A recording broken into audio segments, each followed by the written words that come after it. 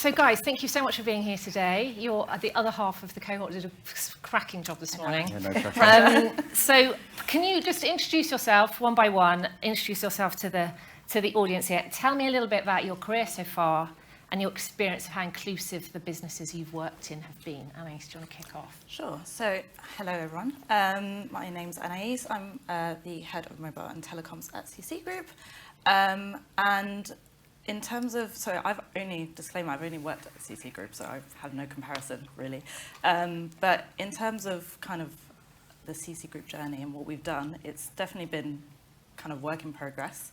And, you know, we've definitely had some moments, especially in the last sort of 2.5 years, where we've kind of had to look at ourselves and go, actually, we really need to do better here. And I've had some very frank and honest conversations with my CEO, which I'm sure he loved. But yeah, I mean, I'm very lucky to be in an agency that really cares about this stuff. We're definitely not perfect at all. We need to do a lot more, but we are taking it seriously. Yeah. And luckily I don't have any war stories. So. Okay, I'm glad to hear. I'm glad to hear it. Ben, what about you? So yeah, I'm Ben. I'm a director at Harvard, tech marketing and PR agency. So I have worked at 4 different agencies, big, medium and small. Had some interesting experiences across both of them. In fact, I was just telling Anais before the session, I once had a nickname at one agency. I won't name them. It was Short Round, which is quite remarkable when you think about it. But, you know, I actually think when I started in PR over 10 years ago now, if someone had said the word inclusivity, I think everyone across the entire business would have gone, what is that? It just wasn't on the agenda at all. But I'm really happy that working at Harvard, there's a massive focus on it, on DE&I across the board. So yeah, I think these days it's actually a really positive and kind of encouraging environment that I work in. And similar to Anais, you know, the company's certainly not perfect, but at least it's trying and making real progress. Okay, cool. Maria, what about you? Hi everyone, my name's Maria and I'm an account director at Wimbard. We're an African tech-focused PR agency. So my journey started in-house actually. Usually people start PR agency and then go in-house, but it was the reverse case for me. I started actually working for a Nigerian company based here in the UK. So in terms of like the diversity mix, it was quite very diverse. But then I moved on to another in-house company where the team was diverse, but when you zoom out a little bit, you can tell that there were like actual real problems there. And I remember my first day at that company, someone, when I told him I was from Hackney, he was like, yo, wagwan, my G. And I was like, wait, what? And then no one even thought that was a problem. So I was like, okay, just smile. Okay, you know, and you know, that was how my journey started there. But at Wimbard, I'm in a different position where majority out of 23, 24 of us, 95% black, mixed and Asian. So it's slightly a different, when we talk about diversity, we look at other things, not so much so race or gender, but the other aspects as well. Okay, cool. We'll come on to that later because obviously diversity isn't just about the optics, as we all know, is it? So from your own experience and also from your friends, colleagues, people you've worked with in the industry, what do you think the problems are in the PR agency world with inclusivity and why does it matter? Anais? Well, I think there are many problems. I think the reporting is one, which was touched on in the earlier panel. But I think also a lot of agencies kind of, they know that they have to do better when it comes to diversity and inclusion and inclusivity specifically, but they kind of take it as it's almost like a bit of a HR policy that, you know, someone has to take on and they feel like, okay, well, you know, the HR person is in charge of that and we're good, we're doing something about it. But actually, in terms of making real change within the agency, it doesn't necessarily translate.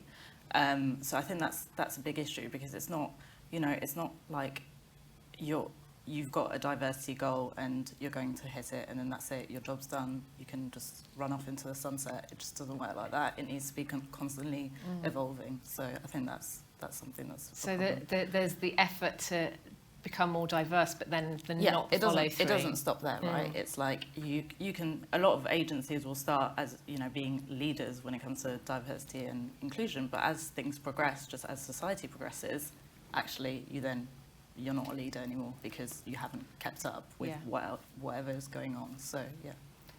Ben, what do you think the problems are? Yeah, again, I think there are many, but if I was going to pick one, I think it's getting the commitment from everyone across the board. I think you get a lot of agencies that will try to say and do the right things, but actually the rest of the agency doesn't follow each and every day, because it's the behaviours that people exhibit on a day-to-day basis that ultimately builds the company culture.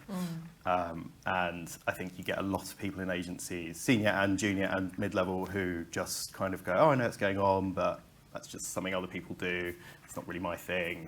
I think you need to be able to bring them on the journey. I think a lot more time should be spent on kind of making it an all-company piece, because the other side as well is you get, you also get people, particularly at the junior level, who are very well intentioned, but they might just kind of say something like, I don't understand why we don't just have like this many black employees or this many disabled employees. And you're like, well, it is more complicated. We can't just make it happen overnight. And so you need to kind of educate those people and bring them on that journey. So it's really got to be part of the DNA of the absolutely. company and really embedded into its culture Yeah. and embraced by everybody at all levels.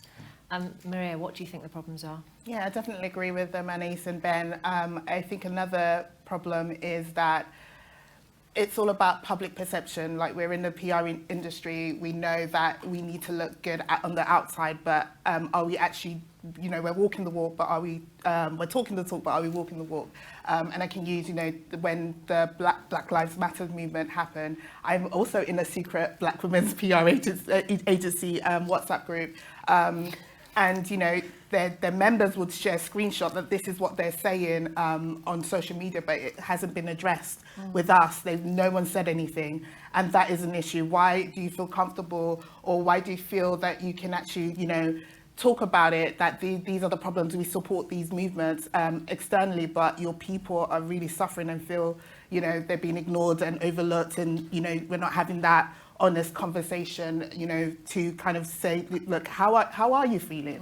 What can we do to make you feel better? And that's sort of not being addressed, I think. I think earlier in the early panel, Whitney mentioned about it being a difficult and uncomfortable journey, and I think that's a big thing. Like, people don't want to be uncomfortable in life. You don't ever want to be in an awkward position where you're being called out, and unfortunately we're in an industry that is predominantly white, and white leaders don't want to be told that actually they've been going wrong for a lot of their careers, because they're kind of like at the height of their career, right? They've been told that they're great, they can run an agency, they're doing all the right things, but then they've got people that come up to them all of a sudden and say, actually, you've got quite a lot of things wrong, and that's uncomfortable. So you have to have the willingness to be able to face that, I think. Yeah, and that's not always a great position to be putting more junior staff in, who've been bought in to maybe tick that diversity hire box, and then it's all on their shoulders, Absolutely, as the panel was saying earlier.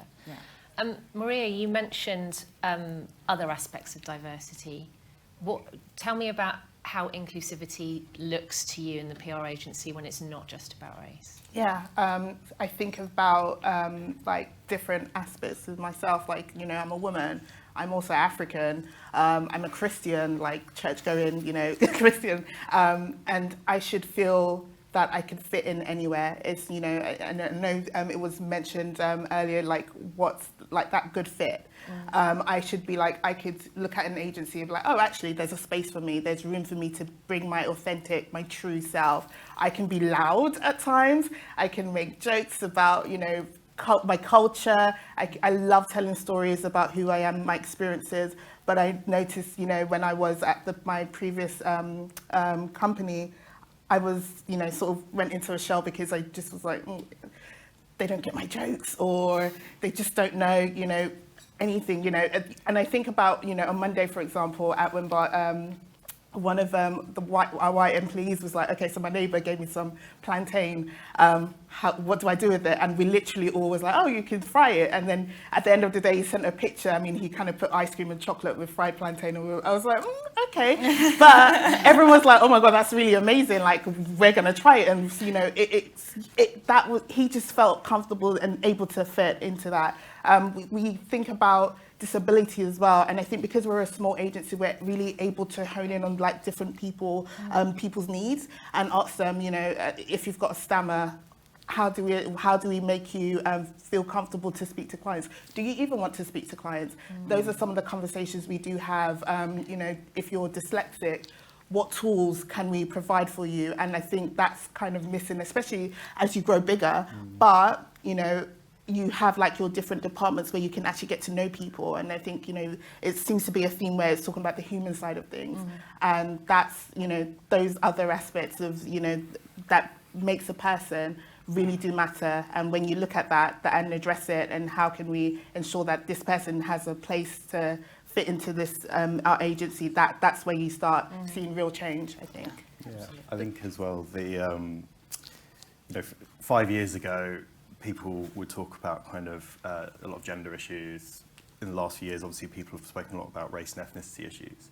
But I think the truth is actually a lot of agencies, us included, are actually really at the start of our journey in understanding things like neurodiversity, disability, socioeconomic issues, things like that maybe haven't had as much of the spotlight. And I think for agency, I think it's really important to accept that it's okay to be more advanced on some of those areas than others, and you know, you're at different points in the journey, and you're all kind of going in the right direction, but you know, it's very different. You know, inclusivity is not a destination, right? And so you're always going to be fighting to do better, and sometimes I think agencies can be too focused on either one or two areas because they don't have a clue where to start with the others, or they try and say they're really, really inclusive because, and then the examples are always in gender and race and ethnicity, and actually there's nothing else. Yeah.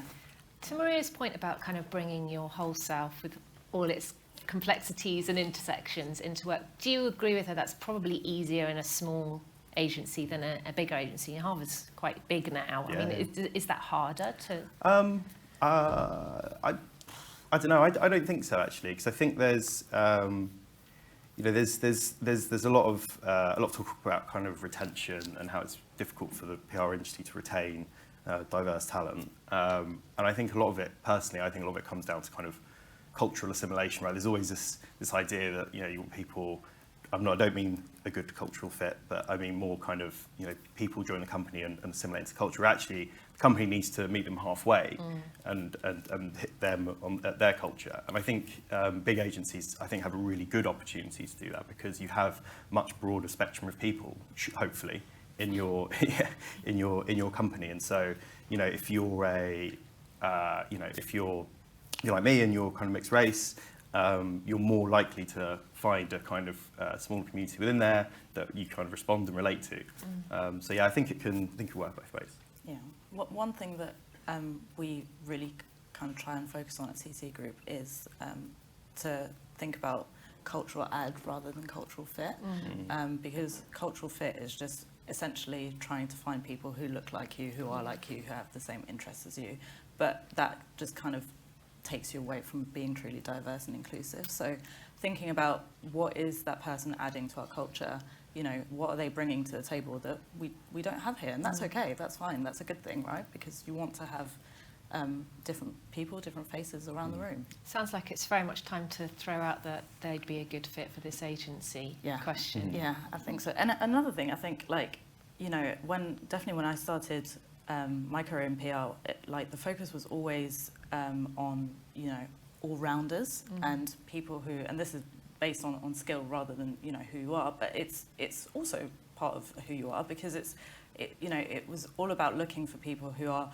good at media relations, good at content, good at reporting, good at measurement, basically good at everything. And it's like, that's great, but those people are very hard to come by. It's like one in however many, you know? And actually what we've tried to do is to move away from that and accept that, you know, some people do have dyslexia, for example, so content is a real struggle for them, and that's okay. So we have people who are really good at content, really want to do the content, and the people who perhaps have dyslexia, they, you know, are really good at other things like media relations or whatever it is, and we kind of have tweaked job roles to make them more comfortable. Rather than trying to fit everybody into Exactly. pre-existing boxes. Yeah. What do you think the barriers are to creating a really inclusive agency? I think leadership is still a really big still a really big challenge. It's still very non-diverse, pretty much whichever way you're looking at diversity, to be honest. Yeah. And I think there's just there is such a pressure on those leaders to do the right thing and to promote and to hire into senior roles. But I think agencies, generally speaking, they're not, even before like any kind of diversity, any look at diversity, agencies, generally speaking, aren't great, I think, at senior hires. I think they're often made a bit of a punt, and then, you know, because you've got big experience, big kind of big pressure to change or to do more, and then you know, you add the pressure of, well, this will be the first woman, first black person, the first disabled person, and it's you know, it's like a weight of the world on their shoulders. Now, it doesn't mean they shouldn't do it, but I think that's a massive problem. Yeah. Maria, what about you? What do you think the barriers are to creating a really inclusive culture within an agency? Yeah, whether or not it's barriers or excuses, that's where I'm a bit like, I don't know. And I'll use this as an example. About a few weeks ago, had a CEO slip into my DMs on LinkedIn and was like, yeah, I'm looking to move into the African space, and it'll be great to have you to like sort of run comms in that space, and let's have a chat.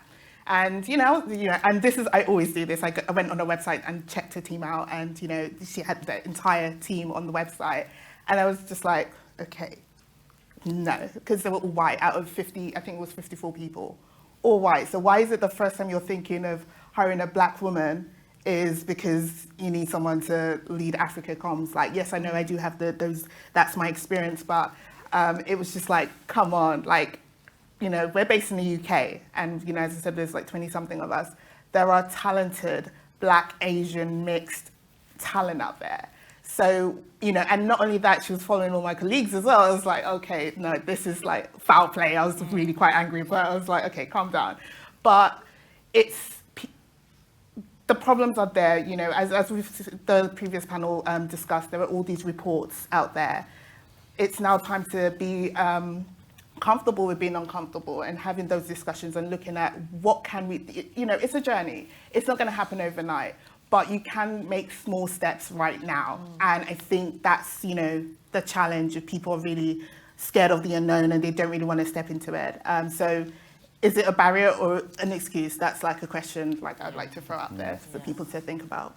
And I think as well, just on that point about recruitment, right? Like I think recruitment is a big issue because, you know, the way that you recruit ultimately dictates what your agency looks like. And a lot of the methods that are used are just the kind of traditional, you know, I'm going to a recruiter that I know who has hired that really good person that's worked with me for 2 years. So, you know, surely they're going to do the same again for me. And yeah, in theory, that might be good, but does that actually provide you with a diverse pool of employees? Probably not. So, you know, really kind of looking at that and looking at, you know, where you're finding your talent. Like sometimes recruiters aren't the best source. Apologies to any recruiters. So sometimes they're not, you know, the best source because they don't actually, you know, they're there ultimately to do a job, to fill a space. They're trying to get their money, which is fine, you know, no shade. But you know, you also have to think about like what are they actually offering, and is it going to make a difference to my agency? Yeah, the other classic one, isn't it, is the kind of classic white middle class agency, and then they go, can everyone just ask all their friends if, you know, like, and obviously if you're asking their friends' jobs, their networks tend to be exactly the same, and so you just kind of got this perpetual cycle of recruiting the same type of people. Yeah. So what's going wrong between kind of the good intentions, if we like put a positive spin on it, the good intentions of diverse recruitment? Why is that not yet translating to senior level and board level agencies that look different to, I mean, they still look the same by and large. What's the missing link there? Well, I think, I don't know, from my perspective, I feel like, we talk a lot about these issues, and we've got lots of reports, we've got lots of data, but there's still, it feels like, some level of educating that constantly needs to be done for, those leaders that just aren't quite getting it. And I think, not to make any excuses for those leaders, but when you're not the sort of, when you're not facing a problem because you're living in a white world where everything is for you and it's tailored to you, you're not going to be kind of as kind of, what's the word, or not, maybe not willing, but your desire for change is always going to be kind of subdued by the fact that you're not experiencing these problems that other people are experiencing. So even though you might be receptive to hearing about someone's experience on of racism or whatever it might be, actually you're just kind of hear it, but what you're doing about it, they don't get it. Yeah, exactly. So I think it's like you need a constant sort of educational journey to kind of make them realise that there's a serious issue. Yeah. Would you agree with that, Ben? Yeah, I definitely agree. I think much as I definitely think it's not a great excuse, and it is very much an excuse when people say, well, the talent just isn't out there. But it kind of is and it isn't true, right? There's a reason that, as you say, recruiting is important so that there's a proper kind of generational shift as people progress, right? But yeah, otherwise I think it is just reluctance to change, right? Why would a lot of these companies have done well for a long time? Why, if it ain't broke, don't fix it? That's what I think the problem is. What does your dream inclusive agency look like, Maria? There's no such thing as a perfect agency, and whilst I'm really happy at Wimbledon, like being with people who look like me, I think it will be, and I think I touched on this a little bit earlier, a dream agency will be where juniors can look up and see themselves, okay, in X amount of years, I can do that if I want to. If that's my career goals, these are, the milestones that steps I can work towards to get up the career ladder. I think it's an agency where people, as I said before, can bring their authentic selves, but also an agency where that promotion is based on merit and not on who thinks like the senior team members. I think those are some of the key things that I would essentially look for, people who look like me but also look different as well.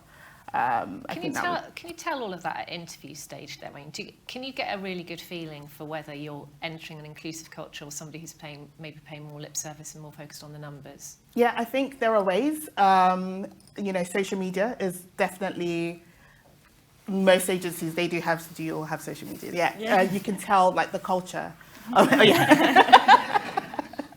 You can tell. I think a lot of my friends, I don't really talk about work, and they're like, I can tell you're really happy there.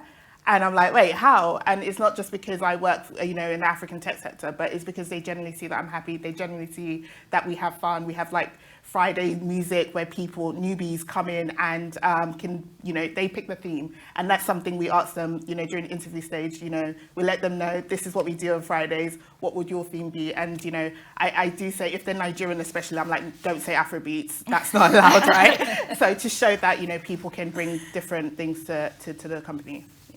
Ben, what does your dream inclusive agency look like? Yeah, it's a tough one, isn't it? Because as Maria says, I don't think it's something that, well, no agency's perfect in any way, but yeah, I think inclusivity, as I said before, it's definitely not a destination. So I think just any company that is continuously committed and striving to improve, experiences change, socioeconomic issues change.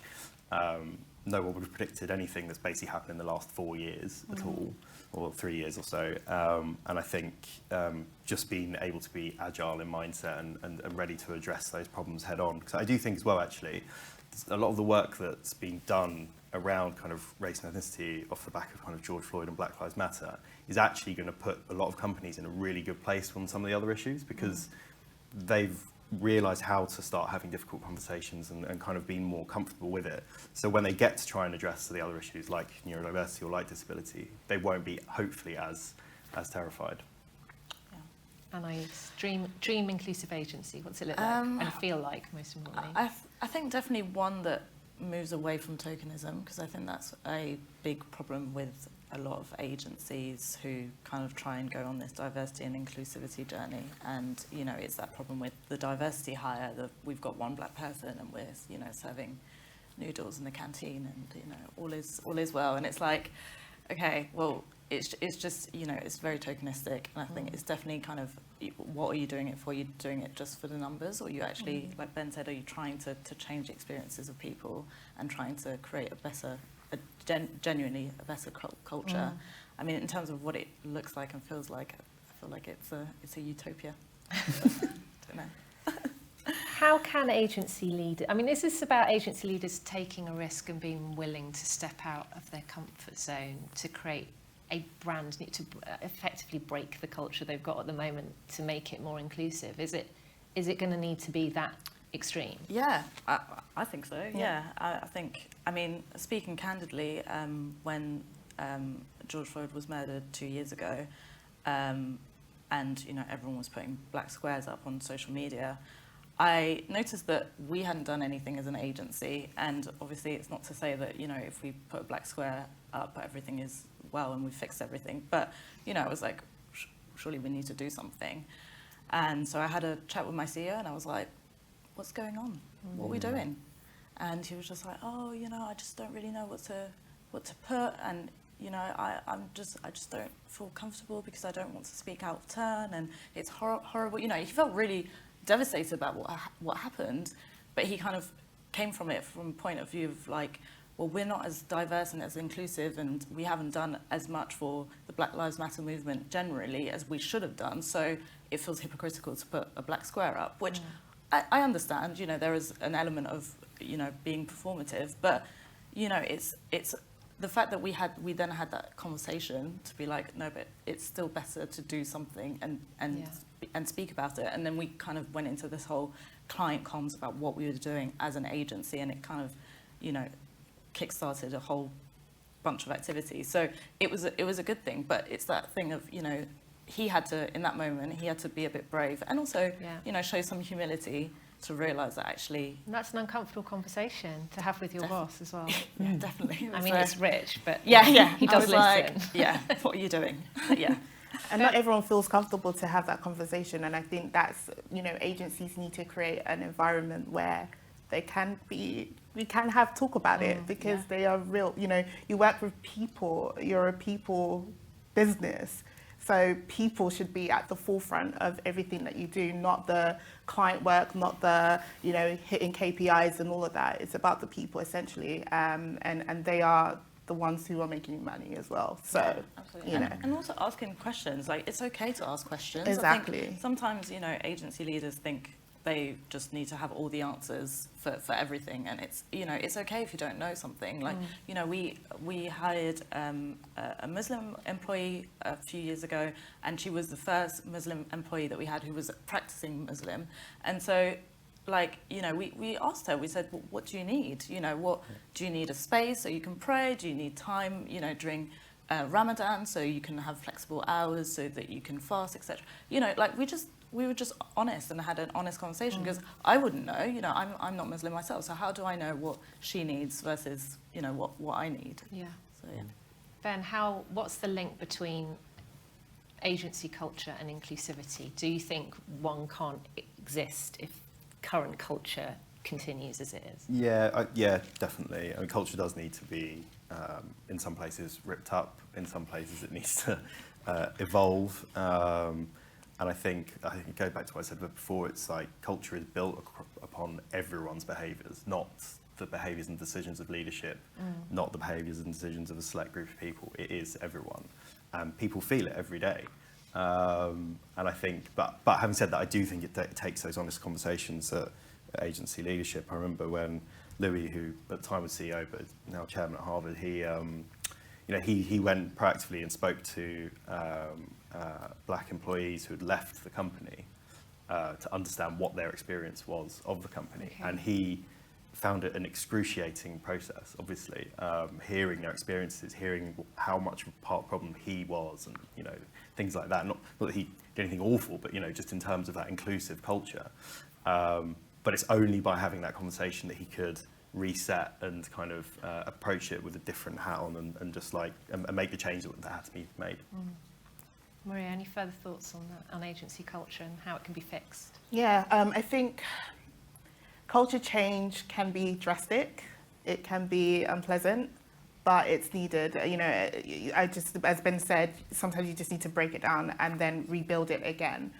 It's necessary to drive inclusion. It's just, that's how you'll ever see change. Because I think about, I'm a founding team member at Wimbar, and a lot of the culture has been stuff that I've built, and I've realized, okay, I need to step back and let's start something new. Even when it comes to our social groups as well, new people are now taking over it and sharing stuff with me now. So it's not just me dictating, saying this is how we've done it before, this is who we are. Yeah. But people get to have a say and define what the culture looks like as well. So just finally, if you could all give everyone in this room one tip on what to do on Monday morning to better understand how inclusive their teams really think they are, or to do better, what would it be? Yeah, so Monday morning, I think... I know it's half term. 9 a.m. Week Monday. You've got 3 days because it's a short Take notes, week. guys. I think the first thing you can do Monday morning is actually look at your team and identify the similarities and the differences. If the differences aren't if there aren't a major gap between that, then you've got a problem. And then that actually this is a starting point that I can address. So essentially do an audit. As I said, I go to other agencies' website to see who's working there. I go on their social media. So that's something you also need to do. Just take a look, it's not overnight. Again, I know there are different aspects of diversity, so you can't really tell by just looking, but also get to know your people, ask them questions, but that's a bit further down. That's not necessarily Monday, but take a look at your people. Yeah. Yeah, I know. I disagree. Have the conversations on Monday. I think having open conversations with people is the best way to get to the kind of underlying truths within your team culture, within your agency culture. Ask the difficult questions, and if your team are willing to talk about them, and ask the same questions to yourself and see how you feel. Okay, Anais. Yeah, I think I would say that a lot of agencies think that they are inclusive, or they're definitely trying to be inclusive, which is great. It's good, but I think perhaps sometimes it's not quite the same if you ask the people who actually work there, right? And so that perception isn't quite the same. So I would say maybe ask for the top 3 words to describe your agency on Monday, and see what words come up. And if inclusivity and diversity never comes up, then it's probably a red flag. So There we go. Yeah. There you have it, guys. Tasks, actionable tasks for Monday morning. Thank you all so much for being so honest and open. We really appreciate your insight and your experience. Please, everybody, give your gratitude to them. Thank you.